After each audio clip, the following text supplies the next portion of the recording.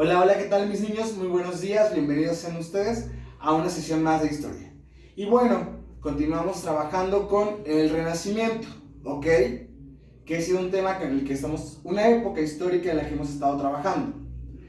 Y bueno, el día de hoy nos corresponden los temas de la caída de Constantinopla y el humanismo dentro de lo que es el Renacimiento.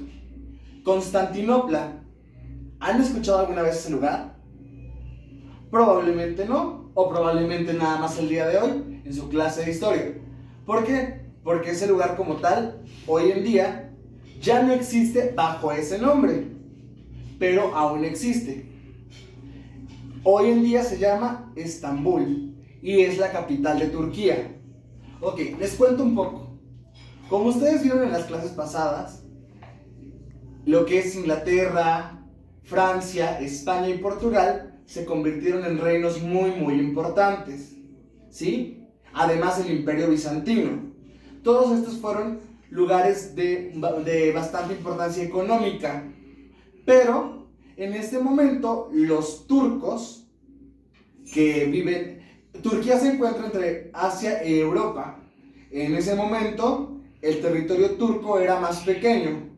Ahora, por eso les digo, se encuentra entre Europa y Asia, porque únicamente se encontraba en lo que era Asia, y posteriormente con la conquista de los turcos hacia lo que hoy es, lo que en ese momento era Constantinopla, fue que ahora este territorio se volvió parte de Turquía.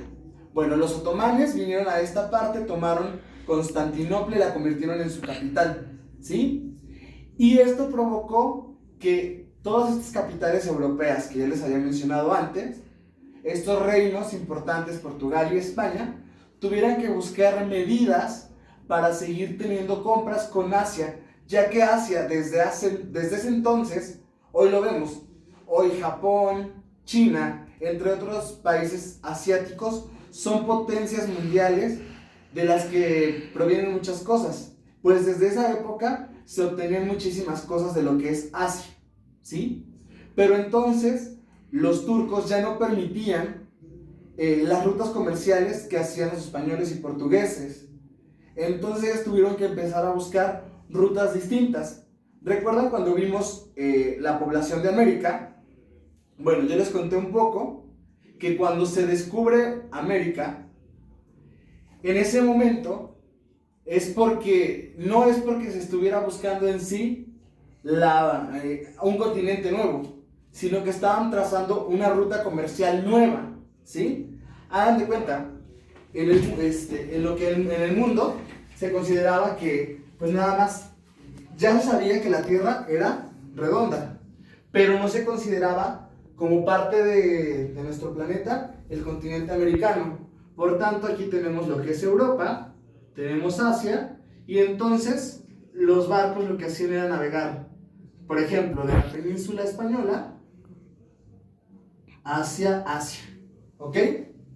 Entonces dijeron, a ver, la Tierra es redonda y si nos están asaltando, si existen piratas, si existen personas que estén robándose nuestra mercancía, pues no tiene caso continuar de la misma manera. Por tanto, lo que tendríamos que hacer es trazar una nueva ruta. Sí, va a ser más lejos porque necesitamos buscar la manera de que los otomanes y de que los piratas no nos roben nada. Así que si la Tierra es redonda, si hacemos esta ruta por acá, entonces estaremos llegando de cualquier modo a Asia, ¿sí? Pero ellos continuaron navegando hasta toparse con el continente americano. Y a ese momento histórico se le conoce como el encuentro de dos mundos, ¿sí? Y de ahí devienen muchas cosas.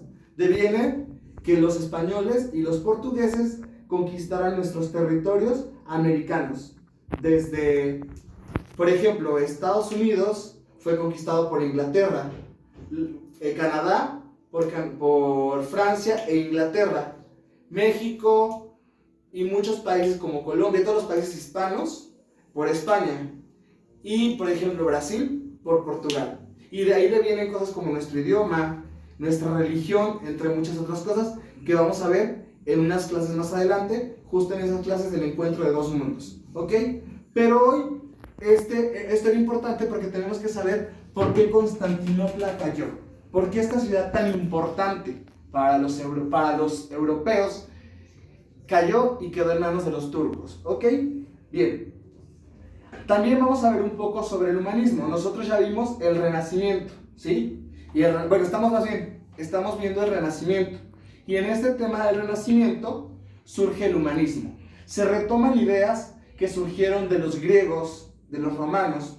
Ustedes recordarán que los griegos tenían mucho como esta parte de filosofía, del porqué de la vida, ¿sí? Y entonces todo lo que los griegos, la cultura que habían hecho, se retoma con el Renacimiento y nos empezamos a volver más humanistas, ¿ok? Bueno, para que nos quede un poquito más claro este tema, vamos al siguiente video, que prácticamente es un resumen de sus páginas 118 y 119 de su libro de texto. Véanlo con atención y de cualquier modo tienen estas dos páginas como referente para poder contestar las preguntas que vienen al final del video. Ok, vamos al video y regresamos.